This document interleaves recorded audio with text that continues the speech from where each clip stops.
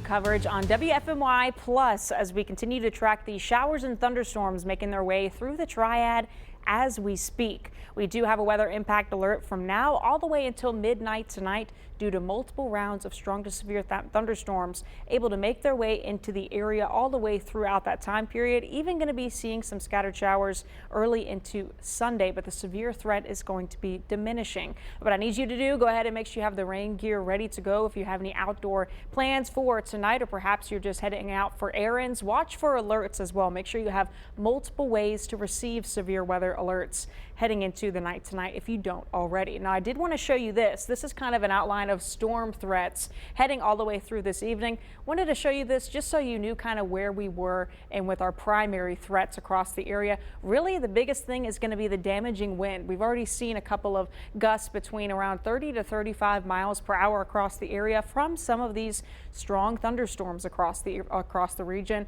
Some small hail also up to around ½ an inch too. We've only seen a couple of severe thunderstorms that are up to around 3/4 of an inch, but certainly is still going to be possible heading into the night tonight. Now, tornado threat is also very low for the area. It is not at 0 per se, but it is still lower compared to the other threats that, we have been seeing across the region. Another one being flash flooding.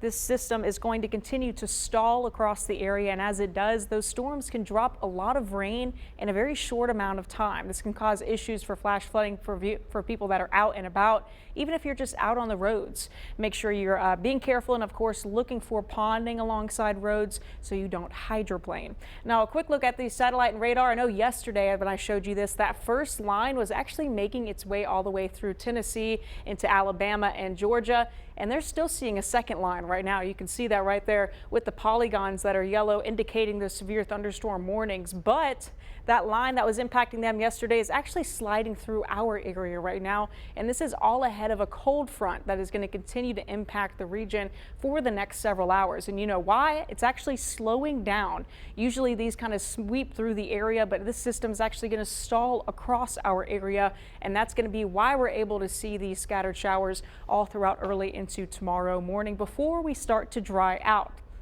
Let's zoom in a little bit more on the Piedmont to kind of show you some of the spots that are getting a little bit more heavier rain. We saw a couple of severe thunderstorms actually in just to our south and portions of Charlotte. We saw one actually to our north and portions of Caswell and Rockingham County, moving into Virginia right there in Henry County as well, and Patrick County. But for now, I'm not really seeing many severe storms all across North Carolina. That's not to say that they aren't packing a punch, though.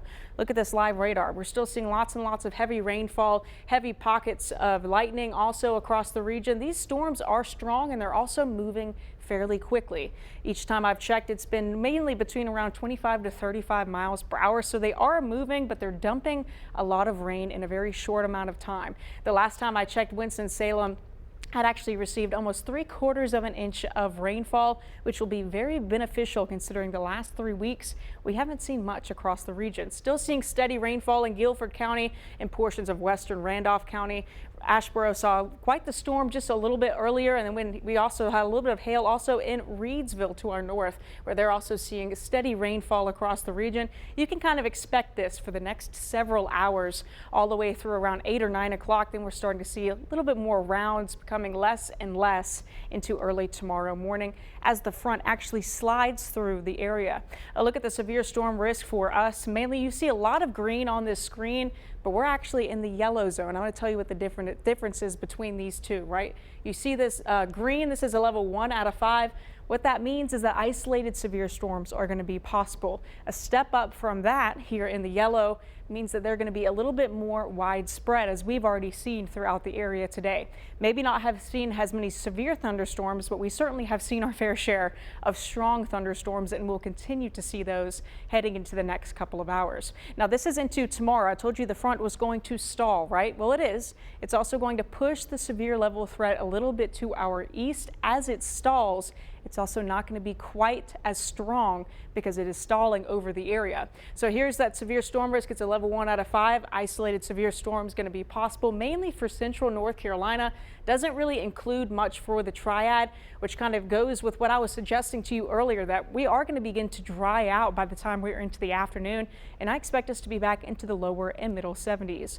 Rainfall today, again, I say it once, I'll say it again. We haven't really seen rainfall for the last several weeks across the area. It was very dry for April, and we've been seeing our drought monitor worsen and worsen week after week as those get released every Thursday. Rainfall today we've seen so far up to around ½ an inch here in Greensboro, almost 0.4 inches in Asheboro, getting to around the ½ inch range all the way up through Randolph, Guilford, and also into Rockingham County.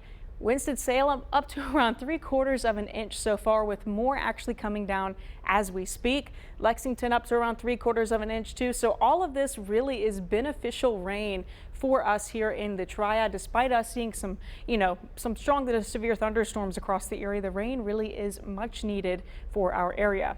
Greensboro right now, Skycam, we just want to kind of give you a look at current conditions. Winds are out of the south around 5 to 10 miles per hour.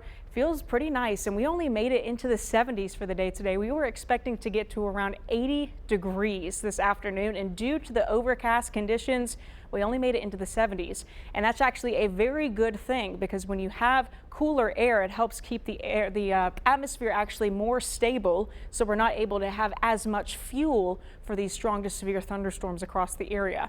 So with lower temperatures like we had today with overcast conditions, we are able to kind of inhibit the growth of those storms heading into this evening. Not to say we won't have them, as we already have seen these last couple of hours, but certainly not quite as bad as it could have been.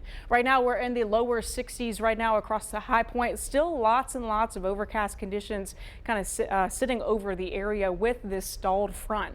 Temperatures, you can basically cut it with a knife where this front is, right? Or at least where you've seen the rain impact portions of the Triad. You could see all of us here in green versus the yellow and more orange on this side of the map in central North Carolina, more toward Raleigh, where they're still in the 80s, right? You can basically cut it right here, or we really haven't seen much rain, at least for Burlington, Siler City, where they're still in the comfortable 70s, versus we've kind of had this rain-cooled atmosphere across our area. So we've been mainly in the 60s and kind of hover there into these next couple of hours, and going to be kind of staying in that range of upper 50s and lower 60s overnight and into tomorrow morning. We've been talking about wind gusts across the area. I told you around 30 to 35 mile per hour gusts were some of the higher ones that we have seen so far today. And you see that 36 mile per hour gusts in Greensboro. And you know, some of these aren't technically with those severe storms that we saw more so toward the north and well to our south, but even with strong storms, you can have mixing all the way down to the surface that can be producing those gusts between 35 to 45 miles per hour. And that's kind of where we saw that 36 mile per hour gust in Greensboro and that 31 mile per hour gust, in Winston-Salem. Right now across the region, it's still a little bit gusty. We're not technically seeing any severe storms per se, but still a couple of strong storms are continuing to kind of push into the area. This is kind of the weather story that we've been tracking for the last several days. You could see this actually continue to stall across the area, and as it does so, it's going to be continuing to bring us moisture overnight and into early tomorrow before we start to dry out for tomorrow afternoon and also heading into early next week. The final look here at the Futurecast for the night tonight. Again, scattered showers becoming less and less severe into early tomorrow morning and much more sparse by the time we get into the later morning hours on Sunday by around 8 or 9 o'clock. Maybe already seeing a couple of peaks of sunshine across the area, which would be fantastic. If we're able to see more sunshine, that's going to guide our temperatures up just a little bit more, and we're going to be back into the middle and upper 70s. We are going to slowly begin to dry out these next couple of days. By the time we're into early next week, mid to upper 70s, mainly dry conditions by the time we're into Wednesday and Thursday, but that's when isolated shower chances are slowly going to return. As a result, a little bit cooler, upper 60s right at around 70 for Friday, and also heading into next weekend.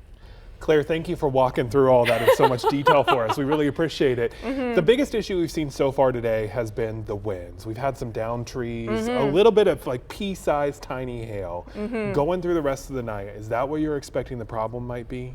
I definitely think so. You know, we talked about this for the last couple of days, and we have been saying that the primary threat is going to be wind. So it's no surprise to me that at this point in time, you know, we've seen a couple of down trees, you know, making impacts on some power lines. So especially when the ground's so wet, those root systems really can topple over pretty easily. Well, of course, and you know what? It's when when they actually aren't wet to start with. You know, we've been in a drought, but when they get overly wet, you know, in a very short amount of time, it can cause a lot of issues. You know, not just with trees falling, but also with flash flooding.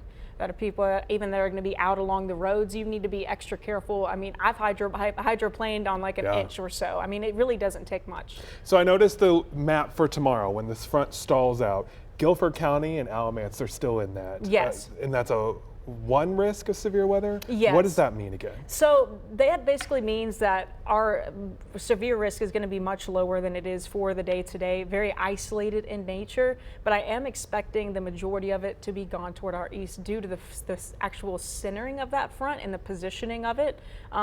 I would say most of the scattered shower or storm threat is going to be dying down overnight into Sunday. So by the time we get into the afternoon, most of us are going to be remaining dry, maybe a couple of clouds, but for the most part, starting to dry out and less settled. You and the whole weather team have done such a good job keeping us prepared. You made this a WFMY News 2 weather alert afternoon. We knew the morning was going to be nice. But one of the things we saw is it wasn't quite as bad as it could have been. Why is that? What is it that helped us get through this? That's a good question. The cloud cover, right? I really think it was the cloud coverage. We've had overcast conditions all throughout the day today, and one of the things that actually helps, you know, convection in thunderstorms, one of the ingredients for thunderstorms that can help them grow and fuel them to become strong or severe, is that daytime heating. And we didn't really get as much of that today as we thought we would. We thought we were going to get into the lower 80s, and we only made it into the middle 70s. So I think that helped us just the little bit that we need to, you know, kind of help us not see as many strong or severe thunderstorms. And speaking of helping us, Claire, you've been talking about how we were in a drought. Will this get us out of it? Is it enough rain?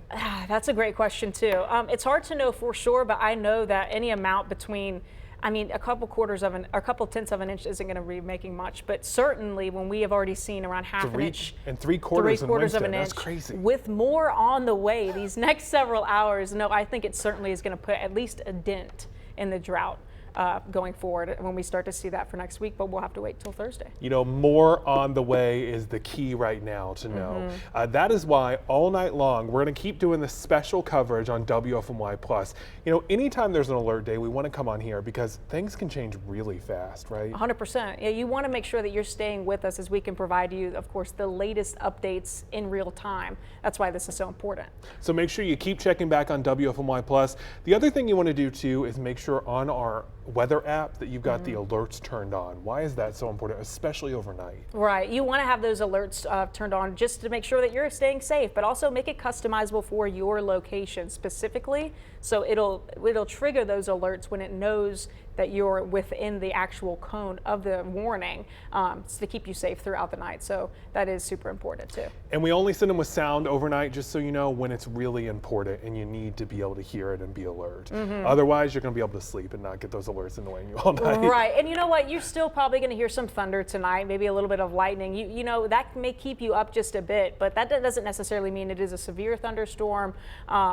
Just, you know, have your notifications on, keep the phone ringer on, I should say. Sometimes I, you know, mess that up and don't do that. So that will help make sure it wakes you up if need be. But, you know, we're talking about this, the severe weather threat, like the tornadoes, really low for tonight. Yeah, it really is. Like we've been talking about the damaging winds, the hail, and the heavy rainfall across the area that we're going to have to continue to watch heading into the night tonight. The other thing about the rainfall is it's been pretty scattered at times. Like one city will have this massive torrential rainfall and another city is totally fine. Right. So if you're in that, you want to check the radar before you go anywhere to see, should I wait a couple of minutes? Should I hit the road now? Is this going to hold out? And you can always do that on our weather app too. Yeah, that's a good example of that is actually Winston-Salem, where they've seen over 3/4 of an inch so far of rainfall versus Burlington and Alamance County, nothing.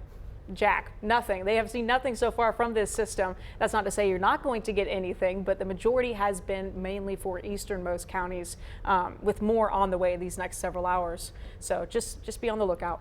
And the way to stay on the lookout, check right back here on WFMY Plus all night long. We'll keep you updated. Have a great night.